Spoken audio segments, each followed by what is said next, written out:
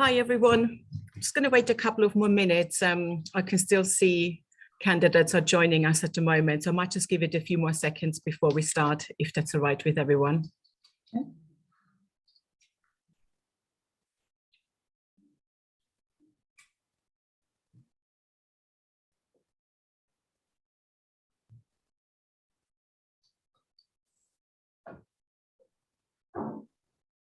Okay. Mindful of time, so I think if it's okay with you, Tenny, shall we start? Yeah. Okay, perfect, lovely. Well, thank you everyone for joining us today for our online practical CV workshop. My name is Evelyn Zauchner, and I'm the co-founder of Signature and the director of our London office. Here with me is Tenny, who will be running through the workshop. If you're familiar with any of our online events, you will know that we provide regular CV tips and advice to our candidates. However, coming into 2022, we had a lot of requests from candidates asking for guidance on like example CVs and really how to tailor their content to the roles that they apply for. So we actually thought for this particular workshop, rather than just doing a webinar on tips, we're actually going to have a practical run through of a CV document, and then discuss sections that should be entailed and the contents for each of those sections on your CV. So you may want to have your CV to hand to work through as we go, but if you would rather just listen in and work on your CV later, then that wouldn't be a problem either, because you receive a full recording of the webinar this afternoon. So we hope that after this webinar, you will come away with a CV template that will be easily tailored towards any role that you're applying for. I'm now going to hand over to my colleague Tenny, who started with Signature Recruitment over 2 years ago as a resourcer and has been promoted to delivery coordinator about a year ago. So she works with candidates' CVs on a daily basis, and she has received feedback from our clients in regards to what they are looking for. So she basically knows both sides of the coin, and her experience makes her perfectly placed to guide you through the webinar this afternoon. We will have a Q&A session at the end of the webinar, so please add any questions at the bottom of the Q&A box. But on this note, I shall hand you over to Tenny. Thanks, Eve. Hey guys, so as Eve has just mentioned, today we're going to run through a CV document. So we'll go through 4 main sections of what every CV document should contain, and then so the overview of the document as a whole. So that's going to be the profile section, the key skills section, the experience, and then of course your education at the end. And of course, the key skills and profile are actually 2 of the most important bits, which we would advise are at the top of your CV document. And then of course, experience and education is pretty much standard on every CV. So let's get into each of those 4 sections then. So we'll start off with our profile section. So just in there. Oh. Yep. So that's our example CV there. So we'll go into our profile section. So we would advise that you always start your CV off with a profile section. And what your profile section should include is a brief summary about yourself, of course, and then the objectives of your job search, like why you're applying for those jobs, and then why you're applying for the specific job that you're submitting your CV for. The reason why we have a profile section is because we found that with our clients, a lot of the jobs that we're working, and you may have also found as well when applying for jobs, a lot of the jobs you're applying for, they may not always accept a cover letter. So when you're removing that bit of like the recruitment process, you might be losing valuable information. So for example, like more details about your previous experience, or your motivations for why you're applying for that particular job that you're applying for. So it's always nice to try to include that in your profile section. We would say that roughly your profile should be about 3 to 5 sentences long. It doesn't necessarily need to be longer than that. But if there's any additional information that's relevant to the job that you're specifically applying for, then definitely feel free to include that as well. But it doesn't need to be like 2 or 3 paragraphs, even 2 paragraphs. It can just be just like 3 to 5 sentences. And the profile is usually, if it's at the top of your CV, it's the first thing that an employer or any client will see when they look at your CV. So it does set the tone for the rest of your CV, I guess. So it is important that it's tailored to the specific job that you're applying for. And just for context, throughout this whole CV workshop, the scenario that we're going to be going off of is a recruitment consultant who is applying for an office manager job within the retail industry. So those are 2 completely different industries. And we're going to look at how you can tailor your CV if you're applying for like a different role, or just tailoring it in general to what you're applying for. So let's move into our first example. So this is an example of a short profile. So as you can see in this profile, we have included for the recruitment consultant a summary of the recruitment consultant and their skill set, and then the objectives of the job search, and then why they're interested in this managerial role in the retail section. So of course, when looking at this, it's important to remember, as we mentioned, that this is still a recruitment consultant and they're applying for a job in the retail industry. So it's a completely different sector. So we want to, when we're looking at tailoring it, we'd want to look at the skills that are mentioned in the profile, the sector or the sectors that are mentioned in the profile, and also the objectives that are mentioned. So, for example, when tailoring this, we might want to look at the bit where it says 10 years of experience working in the higher education sector, and we might want to change it to 10 years of experience working in a fast-paced environment.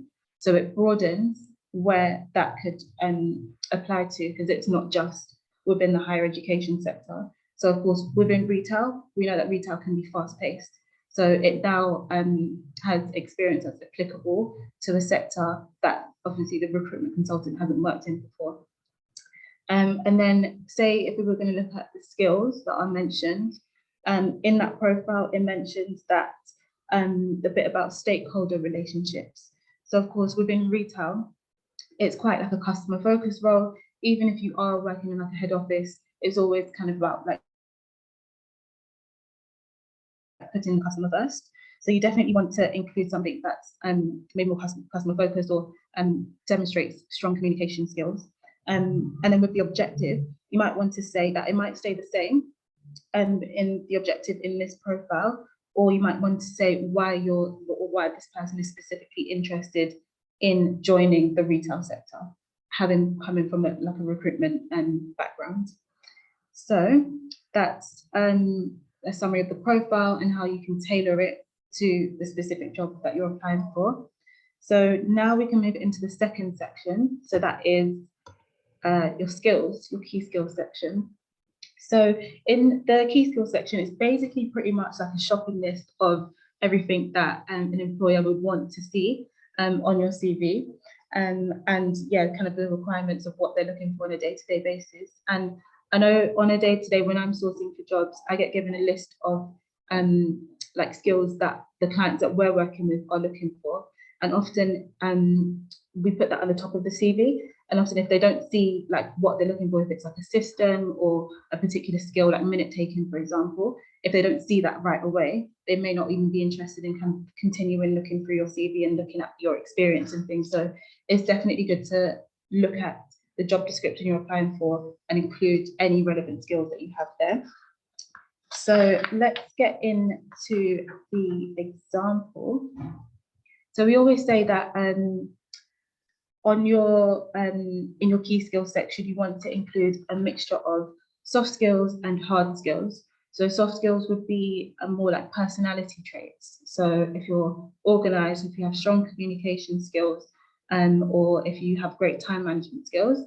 And then you'd also want to include hard skills as well. So this could be any relevant qualifications you have. If you've used any specific systems like a CRM system or something like that. And if you like skills that you have. So again, like we mentioned, minute taking or something like that. And as a general rule, we'll say to include about like 3 of each, so 3 soft skills and 3 hard skills that are, again, relevant to the job that you're specifically applying for. So in this example, again, the recruitment consultant is applying for an office manager job in the retail sector. So we have people management, stakeholder engagement skills, Microsoft Office and CRM knowledge, working well under pressure and to deadline, attention to detail, for example, processing weekly payroll, and producing reports on a weekly and monthly basis. So as we know, retail is different from recruitment. So going forward for a role in the retail industry, it's important to, of course, tailor what is mentioned there. So you're not necessarily changing it, you're just making it fit the industry that you're applying for or the specific job that you're applying for. So maybe instead of saying working well under pressure, or sorry, attention to detail, for example, processing weekly payroll, you might want to broaden where the attention to detail can apply. So you might want to say attention to detail when analysing figures. So now that becomes a lot broader, because in recruitment and in the retail industry, you'd be dealing with figures. So instead of it being specifically for payroll, it can now fit into the retail industry. So you're not changing everything that's on your CV already, you're just tweaking it to fit the specific skills that you know that the job you're applying for are looking for. So yeah, that's our profile and our key skills section. And like I mentioned, those are 2 of the bits that any employer and the client will see right away. So you want to make sure that it's as relevant to the job you're applying for as possible to give yourself like the best chance kind of going into that. Yeah. Oh, great. Thank you so much for the first couple of sections on the CV, Tenny. We actually had a candidate email us a question this morning, knowing that we'll be doing the webinar today. And I wondered if you wouldn't mind answering that question. So the question was, if I have a DBS check or a driving license, should that go into the key skills section, or should that go into the profile, or should I leave it off altogether? What would your advice be? Okay, yeah, no, that's quite a nice question. I do get this one quite a lot as well. So I would definitely say, again, you want to make it relevant to what you're applying for. So if you have a DBS check and you're applying for a job, say within education and you're working in a school, we know that in schools you need a DBS check to be able to work there. So already having that is definitely a really good skill or qualification that you already have. So I'd want to include that in your key skills section, so it's prominent at the top of your CV. If you're applying for a job like this one, that's like office-based, office management, it's not really that necessary to have a DBS. So I'd maybe put it just under your education. Maybe if you want to put additional skills or additional qualifications or certifications, I'd add that in there.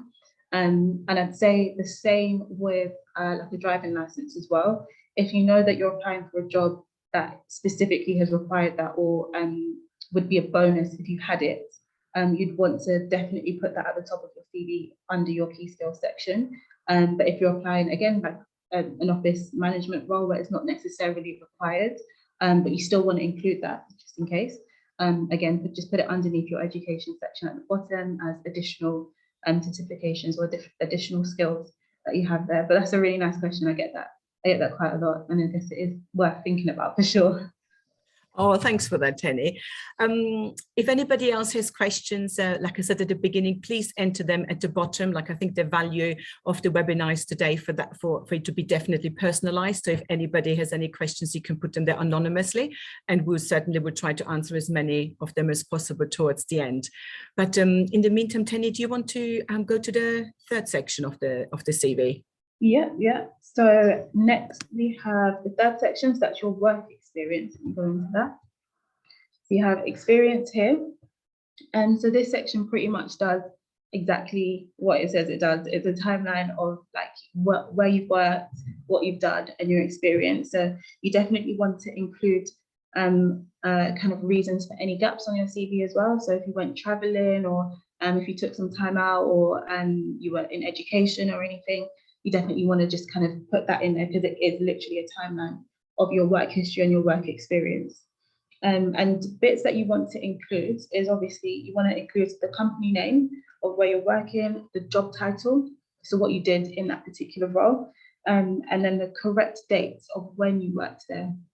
So you might want to include, instead of just putting years, because I often see on CVs like 2019 to 2020, you also want to include specific dates like months, so maybe January 2019 to September 2020, just to give like context and time frames of how long you're staying within roles. And then when it comes to your experience, you want to put bullet points of the most relevant experience that you have definitely at the top, and then your experience throughout to carry on. The reason why I would suggest bullet points is because it's definitely a lot easier to read, like easier to look at and see your main skills, your main experience. But then it also makes it a lot easier when you're tailoring your CV to specific roles. So if you wanted to go back in to edit something, you would have to, if it was written in a paragraph, you'd have to rewrite your whole paragraph or restructure your whole sentence.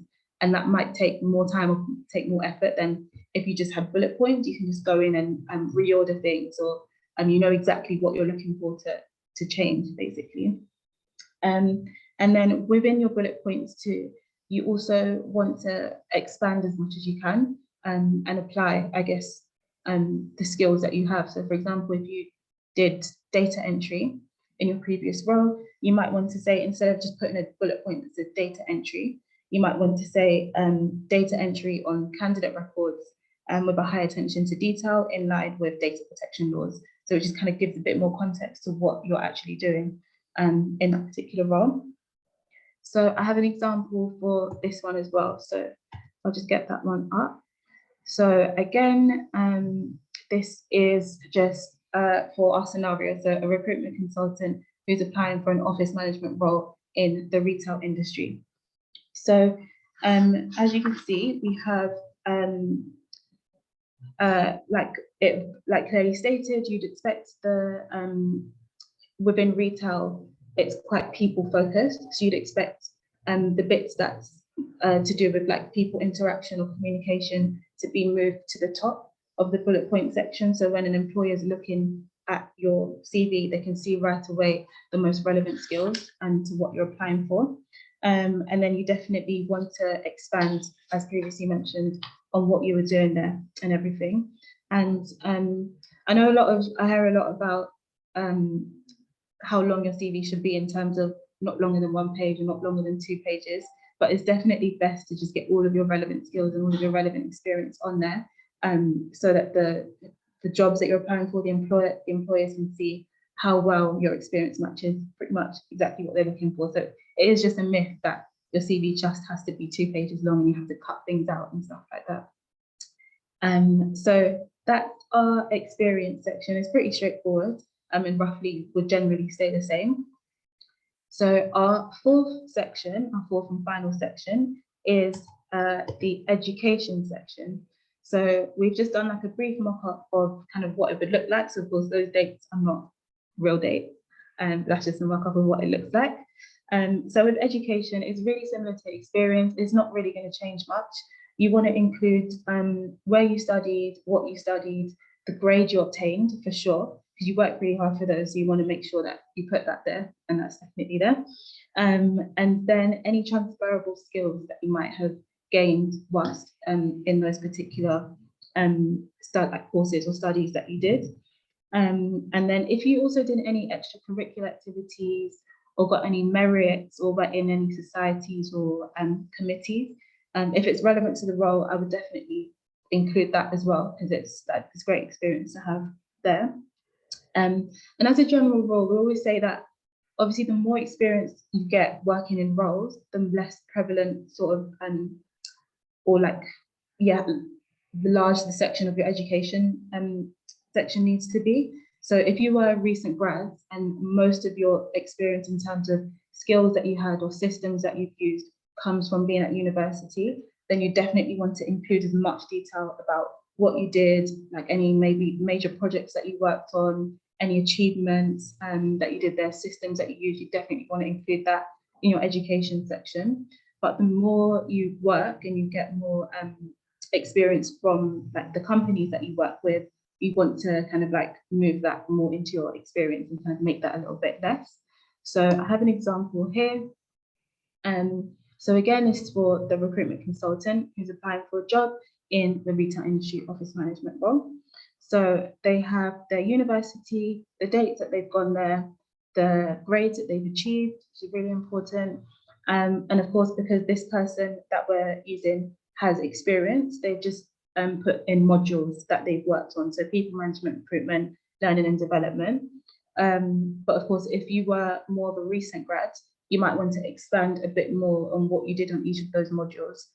So for example, within people management, what did you do there? Did you learn any specific systems, any major projects that you might have worked on, if that's where the bulk of your experience is coming from at that time. So yeah, I guess that takes us from the top to the bottom of a CV. I'd also mention too, if you have any like interests. So for example, if you're applying for a job in like publishing or something like that, and you want to show that you have an interest in that, I would definitely include that too, like an interest section with things that are relevant to what you're applying for. And when it comes to a references section, I see that often on people's CVs too. It's not really necessary to include references on your actual CV, because most of the time when you're applying for jobs, it's involved in the recruitment process anyway. So they'll contact your references or will ask you for contacts for your references. So you don't really need to include that there. So as a brief summary, those are our 4 sections. So we have our profile section, our key skills section, our employment history, and our education at the bottom, and of course interest if you want to add that too. And as we mentioned, generally when you're tailoring your CV, it is mostly the profile and the key skills that are going to change the most when you're changing the CV or tailoring it to different jobs that you're applying for. So you definitely want to look at the job specification for the particular role you're applying for, and look at what their key skills that they're looking for, their person specification, and make sure that you're highlighting those things in your key skills or in your profile section. And then throughout your employment history, you want to move the bits that are most relevant to the job you're applying for to the top of your bullet point section, just so it's more prevalent and employers will see that right away and see how well your skills match. But I am obviously conscious of the time. I know you said it'll be about 10-15 minutes. I don't want to go over too much. I'm just going to stop there for now. Oh, thanks, Tenny. We actually had a couple of questions come in, and I had another question emailed as well. So if it's all right with you, I'm going to answer a couple of them. But if anybody else has any questions, like there is definitely time, like we're more than happy to provide any answers and guidance on that. So yeah, so feel free to put them in the Q&A box. So we had a question come in saying, I've been working as a private PA for around 6 years.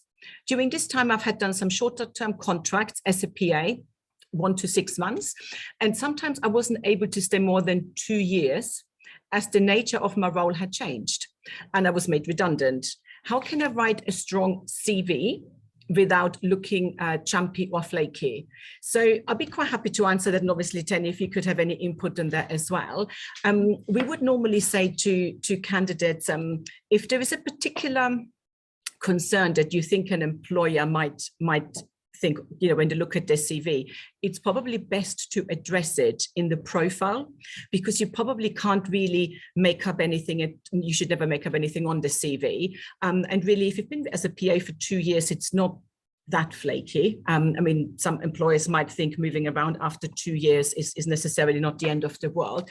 I think the days maybe are gone a little bit where people are looking for employees to stay for like 10, 15 years. But I would say if you're particularly concerned about the perception that an employer would have, you could just put something in the profile section saying, I'm an experienced private PA and have worked so far with 3 different organizations, and I'm really looking for somewhere where I can build a long-term career and stay with one organization for, you know, a longer period of time. So don't really think there's anything in the sections where you list your jobs you can add in, and I guess we can't really, like I said, make something up, but it's definitely, you know, that maybe we could address in, or you could address in the profile if you feel that an employer might question that and basically disregard your CV as a result of that. But I don't know, Tenny, if there's anything else you might want to add to that question. Yeah, no, I think I would pretty much say the same thing as well. Definitely, you want to address it in your profile, and maybe even the way you structure it in your CV. You can kind of put a heading that says temporary PA jobs, and then put in kind of what you've done instead of it being kind of like loads of different things. It's under one heading, because if you did do it continuously over 2 years, and you've done it most likely through agencies, you can just kind of structure it that way, and then put an explanation for that. And what you're looking for objectively in your profile. So yeah, pretty much the same thing. Yeah. Okay, great, Jenny. Then we had another question that was emailed to us. And I think we briefly touched on that before. I guess it's definitely a perception out there about how long a CV should be. So somebody again asked I thought that your CV is meant to be no longer than a couple of pages. If I keep all my previous roles on there, wouldn't my CV be too long? Yeah, this is another one I hear a lot. And I definitely say it's like I mentioned before, the myth about how long your CV should be is literally that. It's just a myth. Obviously, you don't want your CV to be like 10 pages long or anything like that. But you definitely want to keep your most relevant experience on there. So I know for a lot of people, like the more experience you get, kind of shorter you make your experience, like you put like 1 or 2 bullet points. But maybe if you have experience that's from like over 10 years ago, you might want to just kind of put like the job title, the duration, and maybe not put so much detail, but definitely the most recent roles, put like a lot more of your experience under there. But I wouldn't take any of the actual jobs that you've done off of your CV. So it's definitely best to keep it on there so you can see like timelines and of course the experience, like where you've worked and everything. It's all relevant to keep on there. And don't worry about it just having to be 2 pages long. It's not true. I definitely have to say, I think for every time we ask about the length of the CV, if we were to put a penny in a pot somewhere, I think we could definitely have a few drinks, I think, because it's definitely something we get asked on a regular basis. And there are different views out there. So I don't necessarily think there's a right or wrong either way, but it's just in our opinion, like when we speak to clients and when they ask us to hire like permanent or temporary members of staff, we never ever get somebody rejected because of the length of their CV. It's definitely not a thing. So yeah, any other questions, feel free to put them in the Q&A box.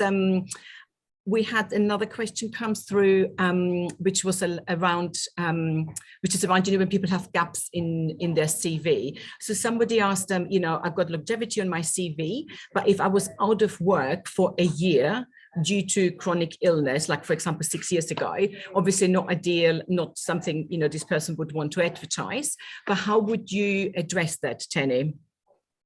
Would you put that on the CV, I guess, because there's nothing. But yeah, what would you suggest? Yeah, pretty much exactly that. I would put it on your CV. So you would of course put when you finished up in the role before you took time out, and then you'd want to say maybe the time frames. So you want to say if it was from like January to December or January to January and the year, and just say took time out for health issues or for health reasons or for chronic illness. And then once you said it was 6 years ago, so once you go back into your roles, then you just carry on from there. So it does kind of explain that particular gap, because anyone looking at your CV will probably say, oh, they'll probably ask you anyway, like, what happened between this time and that time. So definitely include that on your CV for sure. Yeah. Oh, thanks for that, Tenny. Yeah, I would probably suggest the same as well. I think employers are more wary if there are gaps on the CV and it's not explained. So it's better to explain why there was a gap, especially if it's like for a year or something.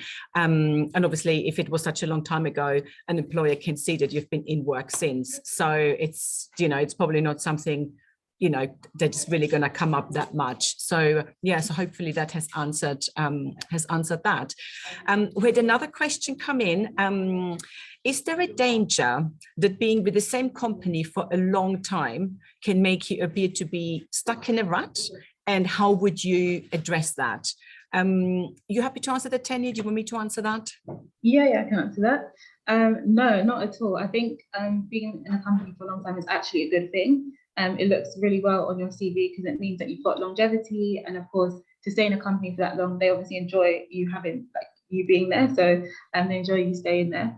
And I think maybe if you have been in a company for a while and you're looking to move away, again, like we mentioned before, it'll be good to maybe detail that in your profile section, maybe on kind of like what you've been doing in the time you've been in your current company, and maybe why you're looking for a change or what you're looking for next. The reasons why.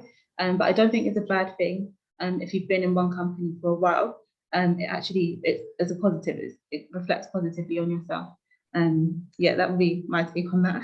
Yeah, no, I would definitely, like you said, Tenny, I think putting it in a profile would be great to acknowledge it. And the other thing I might want to add is, if you've been with an organization for a long period of time, I wonder if you might have had different roles within. So if you have had different roles within, let's say, organization called AB Limited or something, you could also always put on your CV, AB Limited from 2010 to 2020, and then underneath list the types of roles you had within that organization, and then obviously put the dates there. So an employer can actually see that somebody obviously and not only has longevity, but they also have flexibility and be adaptable to take on different roles, or potentially if there was a promotion in there to obviously add that in there as well. But like Tenny said, definitely not necessarily a bad thing. And I think sometimes candidates are quite worried about the perception an employer will have. Is my CV too long, too short? Have I stayed with the company too little, too long? Is my CV jumpy? And I think we come back to what we initially said, is like, don't make things up on the CV, because that's never a good first step. But if there is anything in particular that you perceive an employer might ask you, an employer might think, yeah, they're not quite right for me because of A, B, or C, you could always put it in the profile, saying, although I've had various shorter term roles, I am now looking for a long-term opportunity because X, Y, and Z. So this role that I'm applying for would be great for that. So yeah, definitely no right or wrong there, to be fair. Any other questions? I'm mindful it's past, and I can see that most of you guys are still online. So if there's any other question, we're happy to answer one more. Otherwise, I'm also, like I said, mindful of time. We've been online for half an hour. But yeah, anything else anybody wants to ask?